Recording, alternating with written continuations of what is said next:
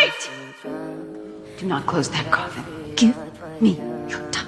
Give it to her. With the tie in my hand, I walked calmly to the casket. I quickly pulled off the orange tie from my husband's body. I lifted his upper body with force. I slipped the blue tie behind his neck. I tied a neat knot. Then I tucked the tie into his shirt. You look magnificent.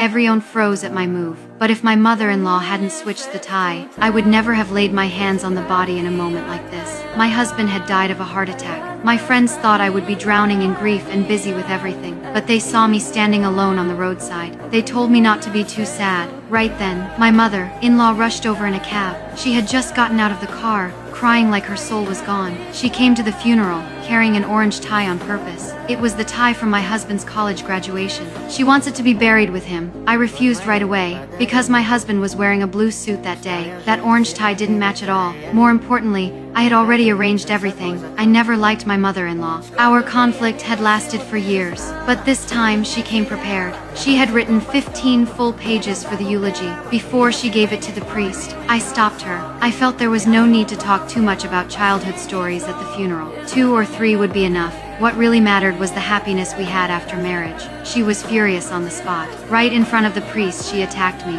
She said our marriage was a disaster. She even said I had tortured him to death. Hearing her insult me, I finally lost it. You are no longer invited to the funeral. What? I am going to hire security, and those security men are going to have sticks, and if you so much as set foot in that sanctuary, they will be instructed to beat you with those sticks. The priest tried to calm me down, but I didn't give him the chance. My mother-in-law was thrown out of the funeral. My son begged me to let her stay. I reluctantly agreed, but it was my moment of weakness that gave her the chance. At the final step of the funeral that day, I saw that orange tie again. I knew exactly whose doing it was, but at that moment, I didn't know how to fix it. As the coffin was about to close, I sprang up and stopped the person preparing to seal it. Under everyone's astonished gaze, I swapped out that glaring orange tie. After the funeral, I still looked calm, but my mother-in-law was different. Whenever someone mentioned her son, she cried endlessly. My husband's death hit me just as hard. I just got used to keeping my emotions hidden, but in her eyes,